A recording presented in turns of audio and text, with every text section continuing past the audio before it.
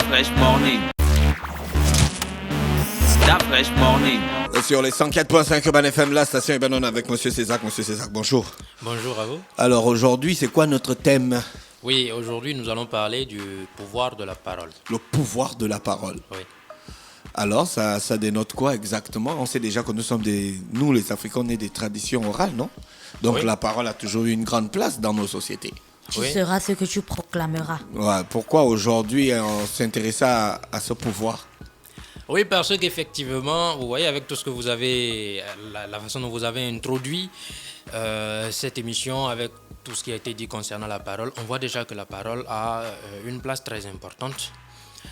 Et d'ailleurs, avant, dans notre société, il n'existait pas les questions de signer des papiers. On donnait plutôt sa parole à une personne. Quand on a donné sa parole à une personne, c'est quelque chose qu'on respecte parce qu'on supposait que la parole, ça engageait vraiment la dignité de la personne. Au-delà de ça, nous disons que la parole, elle est importante et qu'il faut faire attention à son usage et faire donc attention à ce qu'on dit. Premièrement parce que, il y a déjà cet adage qui dit, ce qu'on dit, on est esclave de ça, mais ce qu'on ne dit pas, on est maître de ça. C'est-à-dire que quand on a dit une parole, on ne peut plus rattraper ça. C'est parti et on est obligé d'assumer la parole qu'on a dite. Ça suppose que la parole est comme un couteau qui est à double tranchant et il faut faire attention à son utilisation. Si nous l'utilisons mal, alors cela peut créer beaucoup de désastres. Cela est écrit dans beaucoup de livres de type sacré que la parole est ce qui contrôle tout le reste. On compare par exemple la parole au timon d'un bateau, c'est-à-dire à ce petit truc qui contrôle tout le bateau. C'est comme ça que notre propre langue contrôle notre corps. C'est-à-dire que si une personne elle ne sait pas gérer son verbe, sa langue, c'est une personne qui va s'attirer en même temps des ennuis et qui va attirer dans la vie des personnes qui sont autour d'elle des ennuis également. Jusque-là, nous sommes en train de parler de la parole d'une façon, on va dire, tout à fait simple. D'un point de vue, on va dire, beaucoup plus élevé, la parole donne du pouvoir à celui qui sait le manier. De la même façon que la parole a servi celui qui ne sait pas le manier. Quand nous parlons, il faut d'abord nous rendre compte que c'est une grâce que nous avons. Les personnes qui ne parlent pas savent que parler, c'est une grâce. Avoir la possibilité d'avoir une idée et qu'automatiquement notre langue soit capable d'articuler et d'exprimer nos pensées est une grâce et en même temps un pouvoir. Premier signe qu'il faut voir pour se rendre compte qu'il y a quelque chose de spécial dans la parole, c'est que quand on observe par exemple le petit garçon, en grandissant, quand il atteint l'âge de la puberté, sa voix change. Mais qu'est-ce que ça veut dire? Quand il atteint l'âge de la puberté, en fait, ce qui se passe, c'est que à l'intérieur de lui, des hormones sexuelles ont commencé à se sécréter. Et on voit alors que, spontanément, lorsque les hormones sexuelles commencent par se sécréter, son verbe change, sa voix change. Ça veut dire qu'il y a une grande relation entre la parole et en même temps sa propre sexualité. Ce qui fait que bien souvent, vous savez, d'un point de vue spirituel, quand on veut savoir si une personne elle est sérieuse ou pas, on regarde la façon dont elle utilise la parole. Quelqu'un qui n'utilise pas bien la parole, on sait que c'est une personne qui n'est pas sérieuse dans l'utilisation de la sexualité également. Quelqu'un qui ne fait que des bêtises sexuelles, faites attention, ne lui confiez même pas vos secrets. C'est quelqu'un qui parle trop. Il y a une grande relation dans tout ceci. Et en même temps, une personne qui ne sait pas utiliser la parole, qui parle à tort et à travers, une personne qui ne sait pas dominer sa langue, est une personne qui, automatiquement, enlève du pouvoir à son propre verbe. C'est quoi dominer sa langue? Dominer sa langue, on va faire simple en disant, c'est tourner sa langue 7 fois dans sa bouche avant de parler. C'est faire attention avant de parler. D'accord. Est-ce qu'il y a des techniques pour en arriver à ce point-là? La chose, elle est toute simple. Vous savez, si une personne elle a envie de dominer sa langue, c'est avant tout une prise de conscience. Avant tout, on part de là. C'est vrai qu'il y a des exercices et des méthodes et des techniques. C'est vrai. Mais avant tout, il faut que la personne ait envie de dominer sa langue et qu'elle-même, elle commence par prendre conscience de la nécessité de ne pas dire n'importe quoi et à tout moment. Il y a des paroles qui, par exemple, elles sont blessantes. Lorsque, vous savez, avec le verbe, lorsqu'on dit une parole qui est gentille à une personne, ça peut remonter le moral de la personne et l'aider à se sentir mieux, à se retrouver dans un état qui est meilleur. Mais de la même façon, si on dit une parole qui est ironique, une parole qui est blessante à une personne, automatiquement cette personne, si elle allait bien, elle peut aller maintenant mal. Ça veut dire que dans la parole, il y a une force et qu'il y a un pouvoir. C'est pour ça qu'une personne qui cherche à se connaître, à se découvrir, à s'améliorer et à se transformer, à transformer sa vie, doit faire attention au genre de choses qu'elle dit. Première règle, c'est qu'il faut apprendre à utiliser la parole de façon à ce que cela serve à faire du bien aux gens. Utiliser notre parole pour faire plaisir aux gens, pour parler aux gens de façon courtoise, de façon gentille, de façon belle. Utiliser notre parole pour remonter le moral de quelqu'un. Utiliser notre parole pour enseigner à celui qui ne sait pas. Utiliser notre parole pour que ça serve à quelque chose de bien. Mais ne pas utiliser notre parole, par exemple, pour médire sur quelqu'un. Si on a quelque chose à dire de quelqu'un, le mieux c'est de le dire en présence de la personne. Même si c'est une chose qui peut, on va dire, tant que c'est de la vérité, ce n'est pas la peine de parler derrière la personne en commençant à critiquer la personne en arrière. On peut le lui dire. Si une personne ne va pas bien... toute personne sur Terre est capable d'accepter la vérité? Si une personne ne peut pas accepter la vérité et que vous connaissez la personne ainsi, vous n'êtes pas obligé de parler. Il y a un Vous vous adage taisez. qui dit que toute vérité Donc n'est pas bonne à dire. là, vous faites l'hypocrisie. Ce n'est pas de l'hypocrisie. Vous connaissez une personne. Vous savez que telle chose, si vous lui dites, elle va mal prendre ça. Vous n'êtes pas obligé d'aller critiquer derrière elle. Si vous ne pouvez pas parler, alors vous vous taisez. Il y a l'adage qui dit que toute vérité n'est pas bonne à dire. Oui, on dit que toute vérité n'est pas bonne à dire, c'est vrai. Toute vérité n'est pas bonne à dire, mais il y a plusieurs nuances dans cela. Il y a des vérités qu'on devrait dire, mais que pourtant on ne dit pas, parce qu'on a peur que quand on va dire ça, on va perdre par exemple l'amitié de quelqu'un et tout ça. Dans ces cas, ce n'est pas la peine. Il faut dire la vérité à une personne. Si la personne ne va pas bien et qu'on sait que c'est pour son bien, on va le lui dire. Mais toujours, ce qu'on va utiliser pour se mesurer, c'est de se demander, ce que je veux faire à l'autre, est-ce que si on me le faisait, ça me plairait? Est-ce qu'à moi, si on me dit cette vérité, je pense que ça va me plaire à moi? Oui, si ce que je vais faire à l'autre, à moi, si on me le fait, ça va me plaire, ok. Mais si je sens que moi-même, je n'aimerais pas qu'on me fasse ça, le plus simple, c'est de respecter également l'autre. Alors, donc quand nous parlons de l'utilisation de la parole, il y a plusieurs preuves qui existent de ce que cette parole-là est quelque chose d'extraordinaire que nous possédons. Lorsque, par exemple, on regarde un peu dans la plupart des livres saints et sacrés, on dit toujours que la création a été réalisée par la parole. On dit que tout a été créé grâce à la parole. Cela a un grand sens.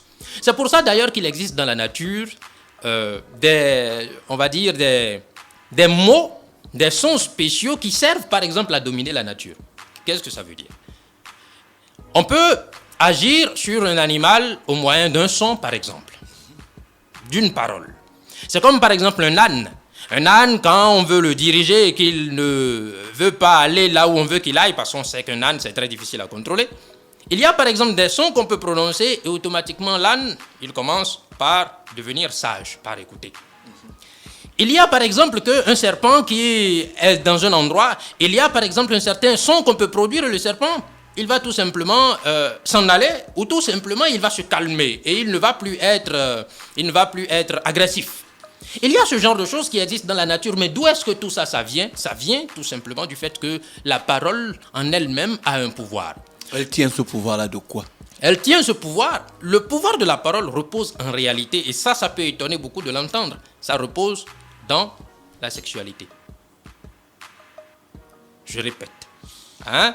Tout le monde peut se sentir un peu perdu en entendant ça, mais pourtant, je répète, observez le petit garçon quand il grandit. Quand ses hormones sexuelles commencent par se sécréter, son verbe change. Ça veut dire qu'il y a une grande relation entre la parole et la sexualité.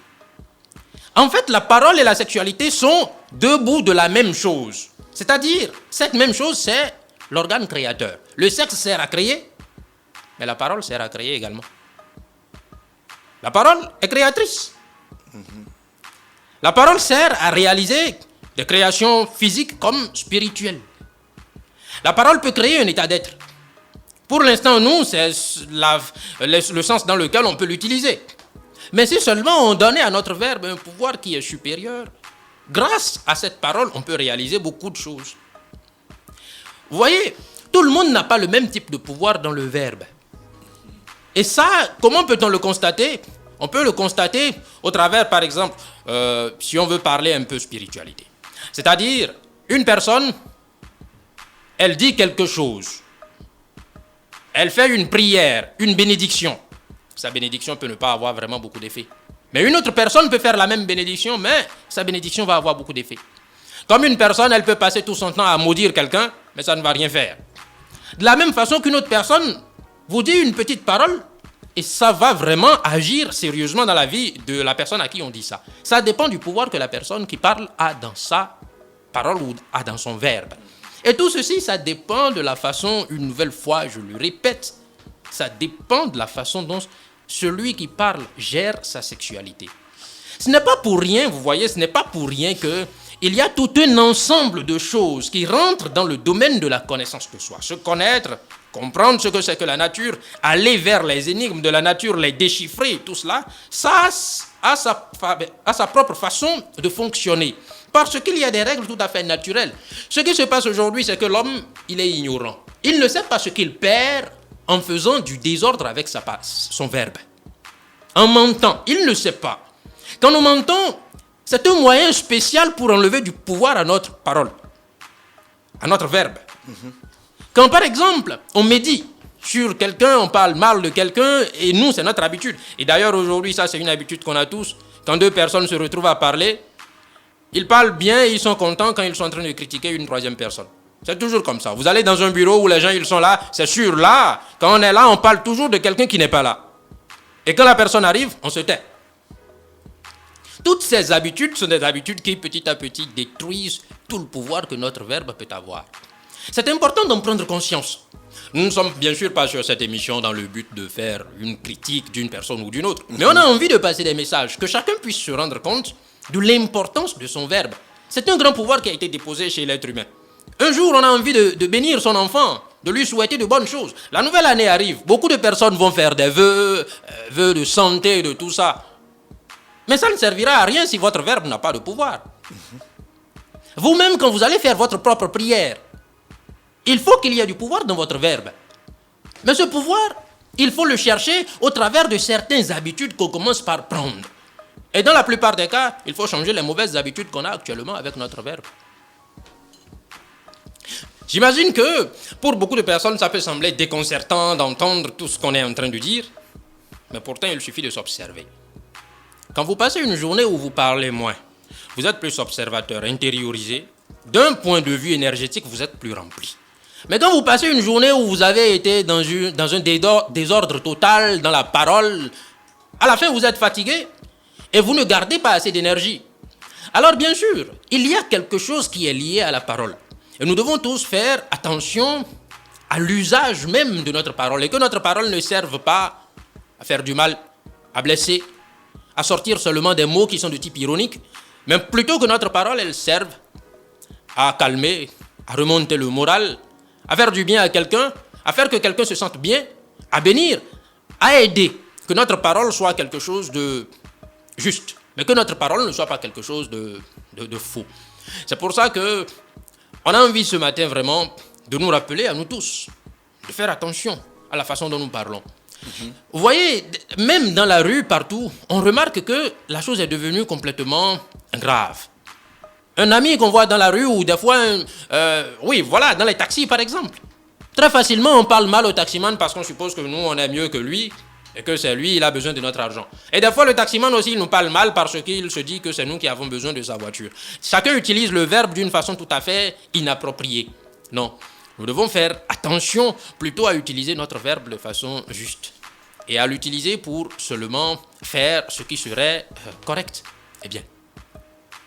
Alors, une fois encore, il faut se rendre compte que quand on parle, nous sommes en train d'utiliser un pouvoir qui est un pouvoir créateur. C'est pour ça qu'il existe des paroles qu'on appelle des paroles de pouvoir. Les paroles de pouvoir sont des paroles, comme on l'évoquait déjà, ce sont des paroles qui servent à dominer des créatures de la nature ou des phénomènes de la nature. C'est comme par exemple, un autre exemple, un chien, il vous poursuit, il y a des paroles que vous pouvez prononcer, le chien, il va se retourner. Mais ce n'est pas quelque chose de magique, ou plutôt ce n'est pas quelque chose d'extraordinaire. C'est juste que le chien, il a un certain verbe qu'il comprend, il y a un certain langage qu'il comprend. Il y a un certain son que vous pouvez prononcer et puis lui, il comprend que non, il faut se retourner. Toutes ces choses font partie normalement de l'attribut naturel de l'être humain. Mais qui, en commençant à prendre l'habitude d'utiliser négativement et de façon très erronée son verbe, s'est retrouvé à ne plus être capable de dominer quoi que ce soit dans la nature. Il a perdu alors sa place, il n'est plus un homme. Il n'est plus un homme parce qu'en tant qu'homme, comme on le disait la dernière fois sur cette émission, il devrait être capable de dominer la nature, de dominer toutes les créatures qu'il y a dans la nature. Mais malheureusement, cet homme aujourd'hui, il est devenu esclave de la nature, subissant tout ce que la nature lui apporte sans pouvoir réagir. Ça n'est pas correct. On doit redevenir plutôt des maîtres de la nature. Et ça passe également par la façon dont nous utilisons notre verbe. Notre verbe. D'accord, Monsieur Césac, rappelez donc qu'on est avec Monsieur Césac ce matin. Monsieur Césac, vous avez une conférence. Oui. C'est quand exactement? Oui, nous avons effectivement un séminaire qui, une nouvelle fois, rentre toujours dans le cadre de la connaissance de soi. C'est un séminaire qui va se dérouler à la Chambre de commerce le 15 décembre, le samedi 15 décembre, pas ce samedi, donc l'autre samedi, le 15 décembre à la Chambre de commerce à partir de 14h. Ça va être un séminaire qui sera réalisé en plusieurs parties. Une première partie où on va faire une présentation de livres. De livres qui sont des livres qui sont associés à la connaissance de soi, à l'étude de soi-même, à ce domaine. Ensuite, on va faire une conférence dont le thème plutôt sera le message des astres. Et là, on va parler de l'astrologie. C'est un peu comme, par exemple, chaque personne a un certain signe zodiacal qui, en réalité, influe sur la personne. Les gens, ils ne s'en rendent pas compte, mais il suffit de s'observer. Si on veut prendre un petit exemple, vous voyez, quand on observe quelqu'un qui a du signe bélier, par exemple, on observe que c'est quelqu'un qui est très fougueux. Il s'engage rapidement dans de grosses entreprises et il peut les mener à bien, mais bien souvent, c'est quelqu'un qui, s'il ne fait pas attention, il va rapidement s'essouffler. Oui, c'est des choses qui sont ainsi. Et la connaissance de soi, ça fait partie de ça aussi. C'est-à-dire savoir qui est-ce qu'on est pour savoir comment s'orienter. Savoir qui est-ce qu'on est pour savoir comment gérer sa propre vie. Donc, on va faire cette conférence qui sera associée au message des astres. On va parler de l'astrologie, de tous les signes zodiacaux, de ce qu'on appelle la compatibilité des signes astrologiques, comment savoir vivre avec une certaine personne selon son propre signe astrologique. Parce que si on ne le sait pas, des fois, il va y avoir des accointances inutiles entre nous et quelqu'un, et ainsi de suite. Alors, au-delà de ça, on va également réaliser une séance de méditation ensemble. D'accord. Voilà, ça n'a rien à voir avec la sorcellerie. Évidemment que ça n'a absolument rien à voir avec la sorcellerie. Ça a à voir avec ce qu'on appelle se connaître soi-même. D'accord. Voilà. C'est payant? Oui, c'est payant. Le séminaire, c'est combien? C'est payant au prix de 2000. Vous avez des numéros de téléphone pour les personnes qui veulent participer, qui veulent réserver des places? Oui, exactement. Il suffira d'appeler au 02 37 26 72. 02 37 26 72. Oui, exactement. Vous avez dit que la conférence est quand? Le 15? Le samedi 15 décembre à la Chambre de commerce de Libreville. À partir de quelle heure? À partir de 14h. D'accord, ok. C'est jusqu'à quelle heure? Cela va durer jusqu'à 17h. D'accord. Oui. Monsieur Césac, on vous remercie encore une fois de plus d'avoir accepté notre invitation. Je pense qu'on se retrouve mardi prochain. Oui, mardi prochain. On va revenir sur la conférence et on aura un nouveau thème. Exactement. Restez connectés sur les 104.5 Urban FM, la station urbaine dans l'UDA Fresh Morning, le réveil matinal, le plus haut de la capitale sur la radio. La plus haute de la capitale, on repart en musique et on se retrouve juste derrière. Urban FM et les forces de police nationales s'associent et vous offrent Urban Trafic, le programme qui vous fait le point à 7h, 8h, 10h, 12h30, 16h, 17h et 18h sur le trafic routier au quotidien sur Libreville, Akanda, Ovendo et Ntoum. Urban FM 104.5.